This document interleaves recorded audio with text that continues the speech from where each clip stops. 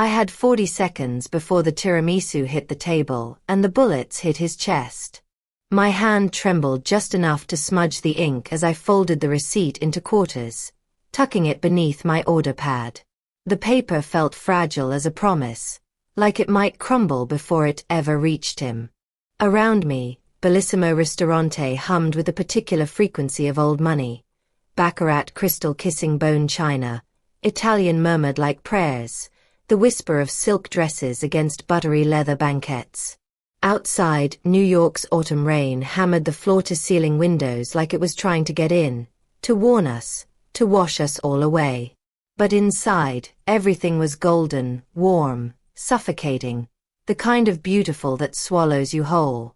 I approached table 7 like I was walking toward my own execution.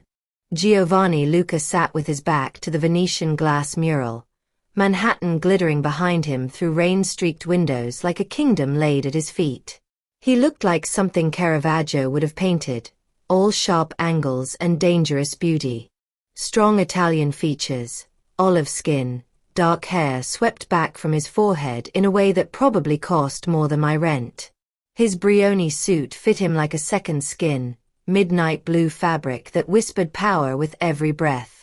A signet ring caught the candlelight as his fingers drummed a slow, predatory rhythm against the white tablecloth. Beside him, Rebecca Donovan leaned in close, her auburn hair falling like a silk curtain as she whispered something that made her red mouth curve into a smile. Her diamond earrings, each stone probably worth more than my grandmother's entire medical debt, caught the light and threw fractured rainbows across the linen. She looked like a woman in love. She wasn't. 20 minutes ago, I'd heard her order his death. The wine cellar at Bellissimo wasn't really a cellar.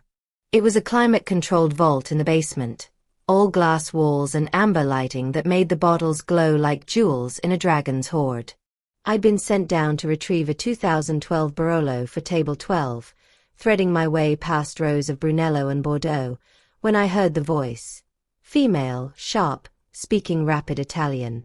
I froze between the Chiantis and the Super Tuscans, my hand still on the bottle I'd been reaching for. Al tavolo set. Vicino al vetro. He's at table 7. By the glass. My Italian was restaurant level at best, just enough to know when someone ordered panna cotta instead of tiramisu, to smile and nod when regulars complimented the osso buco. But I caught fragments.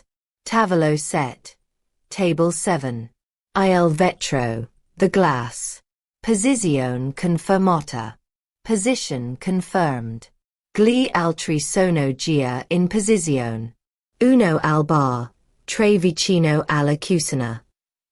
The others are already in position. 1 at the bar, 3 near the kitchen. My breath caught. The bottle in my hand suddenly felt impossibly heavy, or maybe I was impossibly light, unmoored, floating somewhere above my body watching this happen to someone else. And then she switched, her voice dropping into something that sounded like Russian, faster and sharper, like she was wrapping razor wire around her words. I didn't understand the language, but I understood the tone. This wasn't a conversation. This was a countdown. Quando arriva il dolce. When dessert arrives. My Italian might have been limited, but I knew that phrase. I'd said it 100 times, 1,000 times. Il dolce. Dessert. The final course. If you are still listening and feel this story touching something inside you, take a moment to subscribe to our channel, to like and share this video so we can continue bringing heartfelt stories every day. And if it isn't too much to ask, would you tell me where you're watching from? Leave a comment below and let us know which corner of the world this story has reached. We treasure every word you share with us. I had 40 seconds before the tiramisu hit the table and the bullets hit his chest. I moved through Bellissimo's dining room the way I'd learned to move through white spaces my entire life. Quiet, efficient, invisible. My black and white uniform was armor and camouflage both, designed to signal service without personality, labor without humanity. The customer's eyes slid past me like I was wallpaper, just another piece of the restaurant's expensive decor. That invisibility usually felt like drowning. Tonight, it might be the only thing keeping me alive. 20 minutes ago in the wine cellar, Rebecca Donovan's voice had cut through the amber silence. Giovanni Muir Stossera. Marco diventa capo. Giovanni dies tonight. Marco becomes boss. The words had frozen me between $1,000 bottles, my heart hammering so loud I was certain she'd hear it. But she hadn't. Because women like Rebecca Donovan didn't notice women like me. Now, scanning the dining room with new eyes, I saw them. The man at the bar nursing Macallan he hadn't actually drunk in 20 minutes. His attention locked on table 7. 3 men lingering near the kitchen entrance, menus open but never ordering, hands suspiciously still beneath the tables. They thought they were subtle. They weren't. I approached Giovanni's table, the folded receipt burning in my apron pocket. My thumb pressed against the paper as I set down his espresso, a violation of every service rule, touching a customer, and slid the note beneath his saucer. 7 words in my careful handwriting. Your fiancé sold you out. They're in position. His eyes snapped to mine. For 2 years I'd served this table, and he'd never truly looked at me. But now, dark espresso eyes locked onto mine, calculating, measuring, seeing me for the first time. Something flickered across his face. Not fear. Recognition of danger, maybe. Of opportunity. Darling, Rebecca purred, reaching for her wine. Are you listening? Giovanni's hand moved with practiced grace, switching their glasses. Of course, amore. Tell me more about Capri. When did you say we'd arrive? Testing her. Watching her hesitate. The dessert cart appeared, tiramisu gleaming like a promise. Giovanni unfolded the note beneath the table, read it, and his jaw went tight as wire. He stood abruptly, voice carrying across the dining room. This service is unacceptable. I want to speak to your manager, now. His hand closed around my wrist like iron. He yanked me forward just as the lights went out. Rebecca's voice, sharp with panic. Giovanni, don't be. Then darkness swallowed everything whole. Darkness swallowed Bellissimo whole. Emergency lighting kicked in, red, pulsing, transforming the elegant dining room into something from a nightmare. Crystal chandeliers became grotesque shadows. White tablecloths turned the color of dried blood. Guests screamed, scrambling for exits that weren't there. Giovanni dragged me through the kitchen doors with enough force to dislocate my shoulder.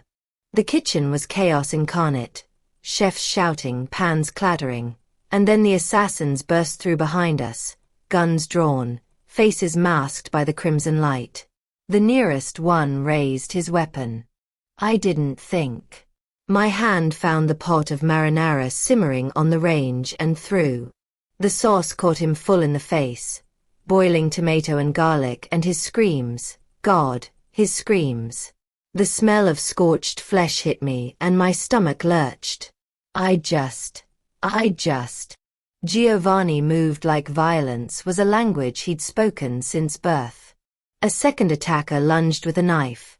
Giovanni caught his wrist, twisted, drove his elbow into the man's throat with surgical precision.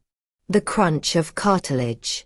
The body dropping like a puppet with cut strings. No hesitation. No mercy. We crashed into the dry storage area. Bullets tore through 50-pound bags of arborio rice, through San Marzano tomatoes that exploded like grenades. Giovanni shoved me behind industrial shelving and covered my body with his, and I felt his heart hammering against my spine. Fast but steady, not panicked, just ready. The kitchen. Rebecca's voice, shrill with panic, no longer the elegant socialite. They're in the kitchen. Don't let them reach the alley.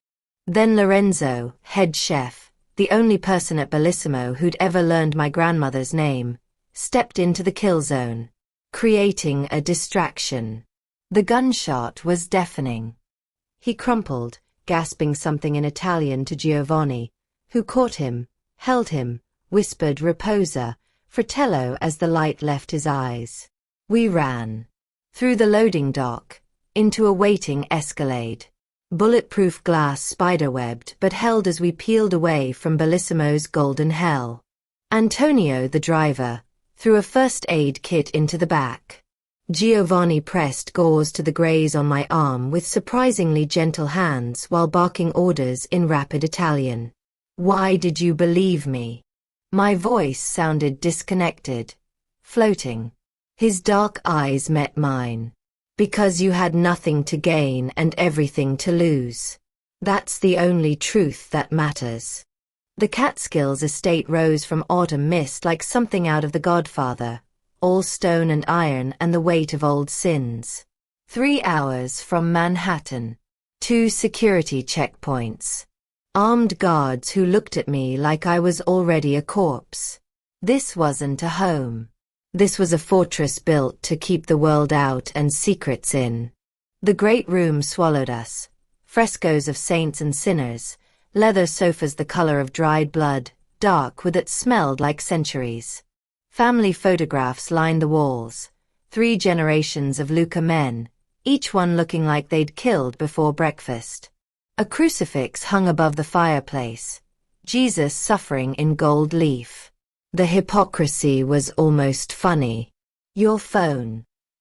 Antonio's hand extended. No room for negotiation. No, I started, but Giovanni's subtle nod silenced my protest. The phone disappeared into Antonio's jacket. My last connection to the outside world, gone. Then the alarms screamed. Guards burst in, shouting in Italian. Violazione del perimetro. Sono stati seguiti. Perimeter breach. They'd been followed. A tech expert appeared with a scanner, swept my clothes, my bag. He stopped. Pulled out the small box of heart medication I'd picked up during my lunch break. For Grandma Lorraine. The scanner beeped. Insistent. Damning. GPS tracker. Hidden in the packaging. Giovanni's gun materialized, pressed cold against my temple. I could see him calculating, asset or liability, truth or trap. His men circled, wolves scenting blood. Uxidala, one hissed. Kill her. Then do it. My voice didn't shake. But first, send someone to Sunshine Senior Living. Room 221B. Make sure Lorraine Ellis gets her heart medication. Because she's the only innocent person in this entire mess. Giovanni lowered the gun slowly. Made a call in rapid Italian. Then his eyes, those dark espresso eyes, found mine. I bought Sunshine Senior Living 3 months ago. Restructuring debt. Your grandmother's account was part of the acquisition. He paused, let it sink in. I own her care. Her medications. Her next heartbeat. Which means I own you, Keisha. Not because I'm cruel, because that's how leverage works in my world. The words hit like bullets. The nursing home I'd been killing myself to afford. He'd owned it. Owned her.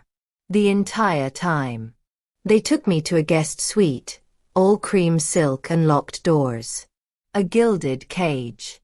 In the shower, I watched blood circle the drain. Not all of it mine. I'd helped kill someone tonight. I was trapped in a mobster's fortress. My grandmother was collateral. And finally, alone, I cried.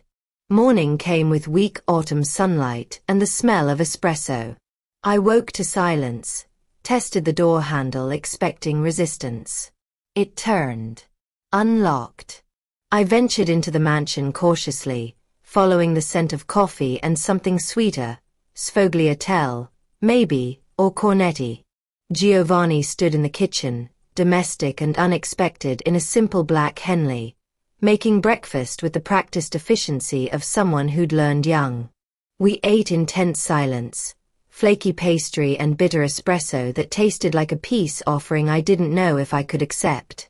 "I'm taking you to see your grandmother," he said finally. "That was the deal." "What deal?" "You made a threat, not an offer." His dark eyes held mine.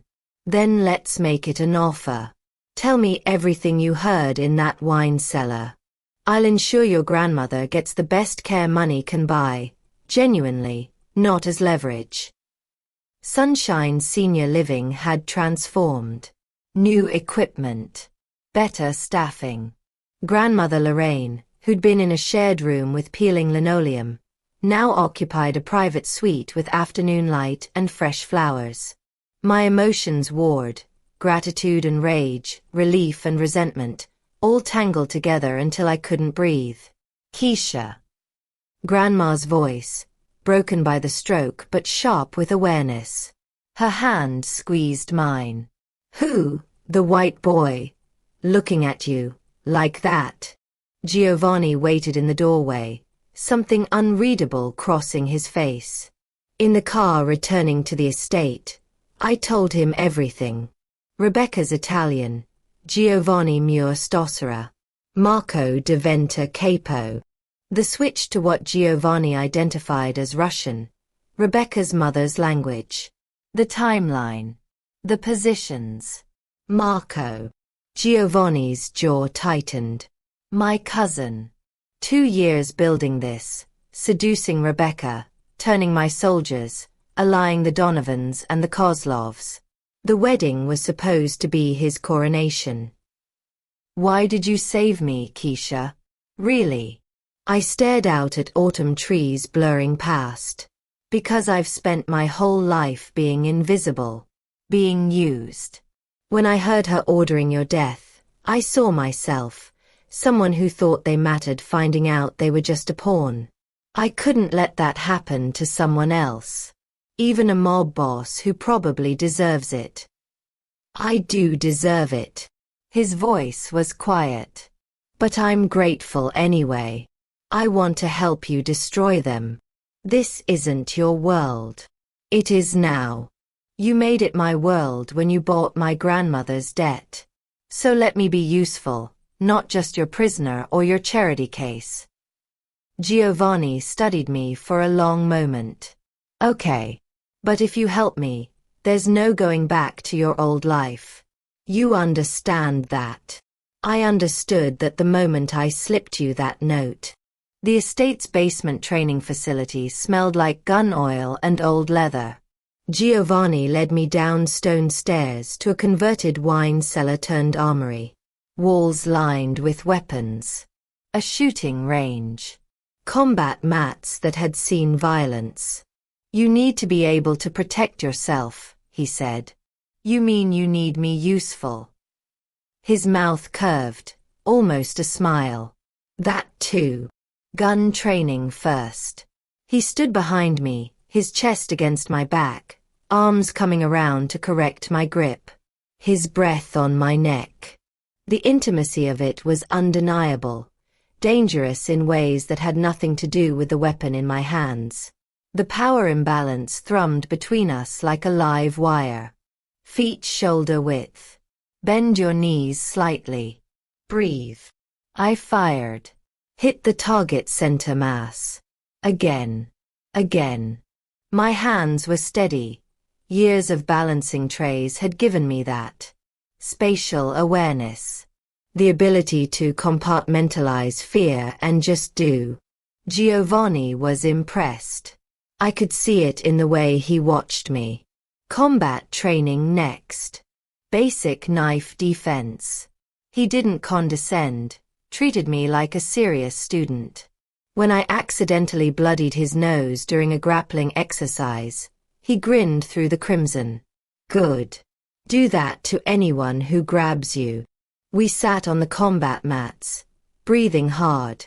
You keep calling this protection, I said. But we both know you're training me for war. Yes. Why? Why not just hide me, keep me locked up until it's over? Long pause. His dark eyes held mine. Because you asked to be useful. And because hiding you means you're a victim. Training you means you're a weapon. I prefer you as a weapon. Antonio burst in with intelligence. Marco and Rebecca's wedding moved up. 4 days. Donovan Estate in Connecticut. 200 guests. Massive security. Giovanni unfolded the plan. Infiltration as guests. False identities. Her as Amara Dubois, wealthy Jamaican executive. Your blackness helps the disguise, he said bluntly. No one expects me to bring a black woman to an Italian-Irish mob wedding. They won't look twice. The tension between us snapped like a rubber band. Giovanni cupped my face. After this is over, if we survive, I know. I kissed him first. Claiming it. Not waiting for permission. Antonio cleared his throat. Marco knows she exists. 500,000 on her head. Her face is everywhere. I pulled back, breath ragged. Then I guess we'd better not waste time. If you are still listening and feel this story touching something inside you, take a moment to subscribe to our channel, to like and share this video so we can continue bringing heartfelt stories every day. And if it isn't too much to ask, would you tell me where you're watching from? Leave a comment below and let us know which corner of the world this story has reached. We treasure every word you share with us. The plan was insane. I said so 17 times. To draw Marco's forces away from the wedding, you let them capture me. I feed false intel about your location. Giovanni's face went dark. Absolutely not. They'll torture you. Then teach me how to lie convincingly under torture. The pragmatism of it. Watching his horror crystallize into grudging respect. They staged my escape. I stole a car from the garage, sped down the highway until Donovan's scouts intercepted me exactly where Giovanni said they would. The capture was deliberately rough. Bruises blooming under their hands. They needed it to look real. The Donovan Estate's basement wine cellar. Ironic full circle. Stone walls. Locked door. The smell of expensive vintages and old violence. Rebecca's entrance was theatrical. White Armani pantsuit, hair perfectly styled, red lips curving into something cruel. Then, from the restaurant. Giovanni's little pet. Her racism immediate. Ugly. Did he fuck you or was he just using you for information? The interrogation was psychological warfare. She circled me like a shark, playing on every insecurity. My class, my race, my invisibility in spaces like hers. You think you matter to him? You're the help, sweetheart. Disposable. She threatened Grandma Lorraine's care with casual cruelty. I used it. Let her think she was breaking me. Red Hook. I gasped finally. Warehouse in Red Hook, Brooklyn. 60 men. Perimeter security. She bought it. Ordered Marco's forces to raid the location. 60 soldiers deployed. Wedding security depleted. Left alone, I counted time by the grandfather clock chiming upstairs. Trusted Giovanni was coming. Had to trust. The explosion rattled the mansion's foundation. Distant thunder from Red Hook. Guards running. Rebecca's voice screaming orders in Italian. Power outage. Giovanni appeared in catering whites, his privilege letting him pass as staff.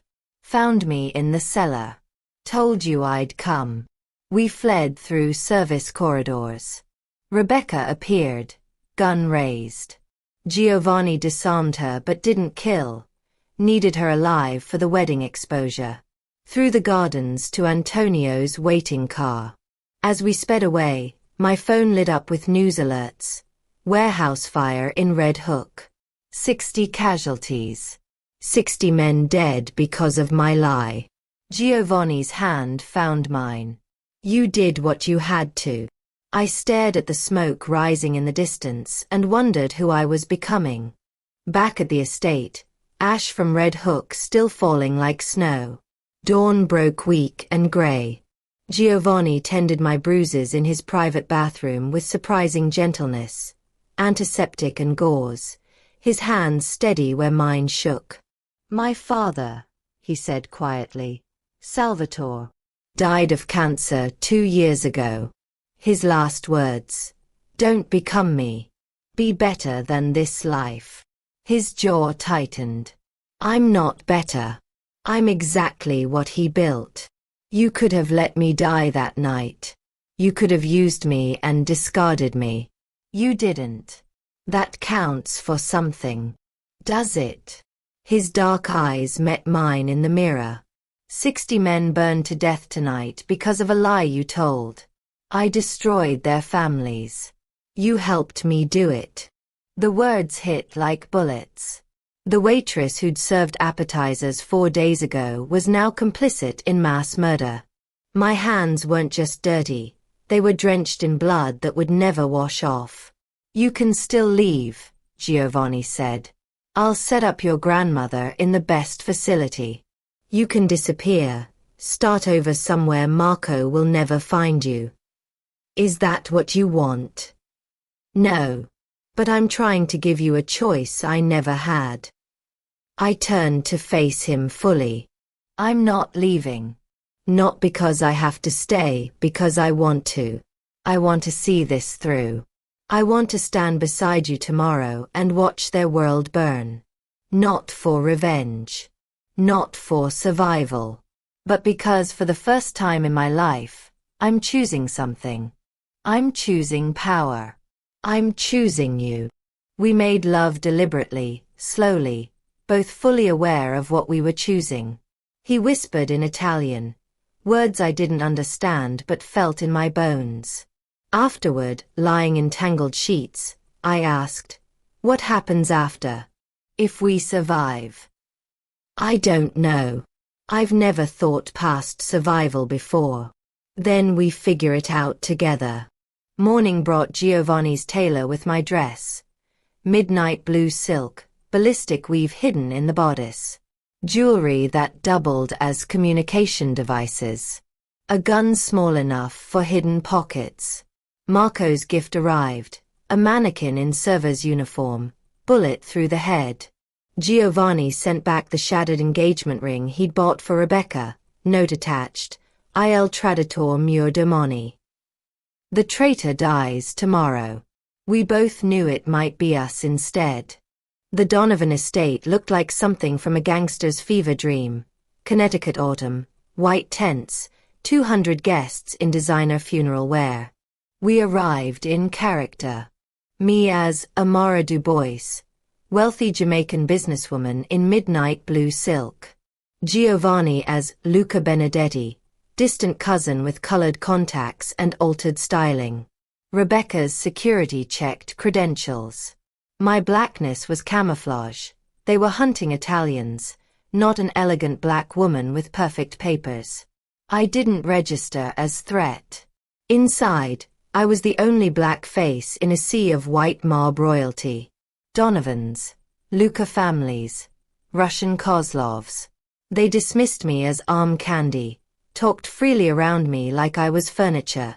Their racism was strategic advantage. Rebecca glided past in Vera Wong, auburn hair perfect. Her eyes flickered over me, almost recognition but not quite. The makeup had worked. Marco waited at the altar.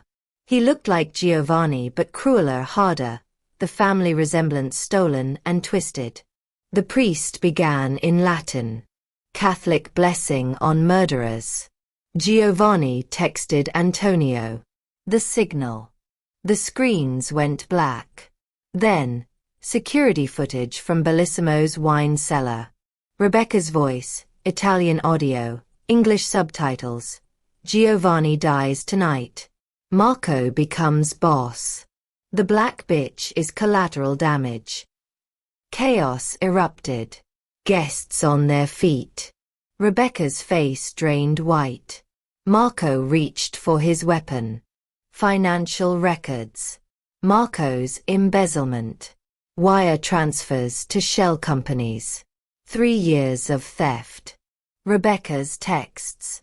These Guinea bastards deserve each other. Once Marco takes over, we dismantle them from inside. Starting with deporting all the workers, ANS and Mexicans first. Sean Donovan's face went murderous. The alliance shattered. Marco screamed, "Traditor! Traitor!" Giovanni stood, removed his contacts. "Hello, Marco. Thanks for the invitation." Marco grabbed Rebecca, gun to her head. She elbowed free, survival overriding love, reached for her own weapon strapped to her thigh. 3-way standoff. Then Rebecca aimed at Giovanni. I moved. Training kicked in. Tackled her before she could fire. We crashed into the wedding cake, went down fighting. She pulled a knife from her bouquet, slashed my arm. Through gritted teeth. "You're nothing but an who forgot her place." I got the knife away. She lunged. We struggled. I drove the blade into her side. Messy, desperate, real. Rebecca gasping. "How, you're just..." I was just a waitress. Just a black girl. Just invisible. But you made me something else. This is what you created. She died bleeding on white silk, red spreading like wine. Marco and Giovanni circled each other. Italian insults. Family accusations. Marco got the upper hand. I shot him in the leg, handed Giovanni the gun. "Your choice." Giovanni shot Marco's shoulder. "You're exiled. Again." We fought through chaos, Donovan loyalists versus Luca men, escaped through autumn gardens to Antonio's waiting SUV. In the silence after, I stared at blood under my nails. I killed someone. I don't feel guilty. Is that wrong? No. That's survival. 3 months later, autumn had turned to winter. Hours after the wedding massacre, in a safe house outside the city, I stared at my reflection. Bruises blooming. Blood washed away but still felt under my skin. News played on mute. 12 dead, including Rebecca Donovan. Marco Luca fled to Italy. Giovanni Luca injured but alive. No mention of me. Antonio had scrubbed the evidence. "You can still disappear," Giovanni said quietly. "New identity. Money. Your grandmother cared for. I'll tell everyone you died in the chaos." "Why would I want that?" "Because you deserve a choice." 1 month later, Grandma Lorraine was in Giovanni's private facility, regaining speech and mobility. I sat beside her bed, holding her hand. "I killed someone, Grandma." Her voice halting but clear. "And she would have killed you. Don't carry guilt for surviving. You love him." I thought about it. "I don't know. But I chose him.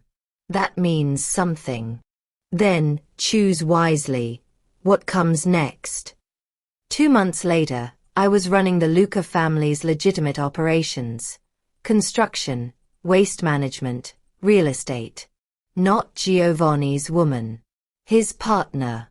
Separate but equal power.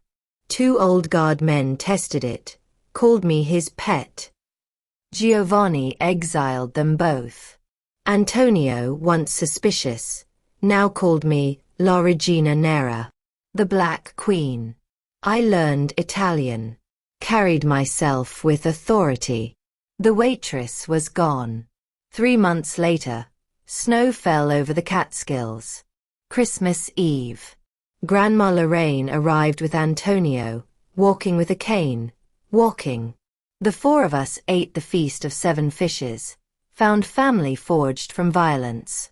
After dinner, Grandma pulled me aside. You're not the girl I raised, but you're the woman who survived. I'm proud. I cried for the first time since the wedding. On the balcony, Giovanni found me watching snow. What are you thinking? That I'm not invisible anymore. That I claimed my space in a world that told me I didn't belong. That I became something I never imagined. Not good, not innocent, but powerful. And I'm not sorry. I never wanted to make you a monster. You didn't. I chose to become whatever I needed to survive. There's a difference. He pulled out a ruby ring. I'm asking you to be my partner. My equal. The queen of everything we're building. I put it on myself. Then let's build something that doesn't devour people like us. Something that protects the invisible ones. We shook hands like business partners. Embraced like survivors. Insieme. Semper. Together. Always. New Year's Eve. A Lucca gathering. Someone called me Giovanni's girl. I stopped Giovanni from responding, turned to the man. I'm nobody's girl. I'm his partner. Use my name, Keisha, or don't speak to me at all. Giovanni smiled, proud. Grandma nodded across the room. On the balcony overlooking New York, we didn't kiss, we planned. What's next, Regina? We changed the rules. Starting now. But now that you've reached this moment, ask yourself something honestly.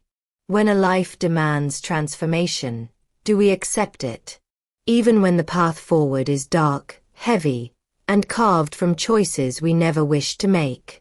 Keisha's journey isn't just about violence or survival. It is about becoming, about finally stepping into a world that once refused to see her. Who are we when life forces us to change shape? Who are we when innocence is no longer an option? Who are we when power comes wrapped in consequences? And what about you? After walking beside them through every betrayal, every risk, every step toward a future neither of them expected, have you ever stood at a crossroads like Keisha? A moment where your old life no longer fit, and the new one felt terrifying but necessary? Share your thoughts with us below in the comments. We would be honored to hear what part of her evolution touched you, challenged you, or made you question the path you're on. Your voice matters here more than you know. If this story stirred something in you, if it made you pause, reflect, or feel that deep ache of recognition, please remember to like the video, share it with someone who would understand its weight, and subscribe so you never miss the stories we pour our hearts into each day. Thank you for staying to the very end of this video. May your days be gentle, your nights peaceful, and your choices guided by courage. Goodbye, and we look forward to seeing you in the next video.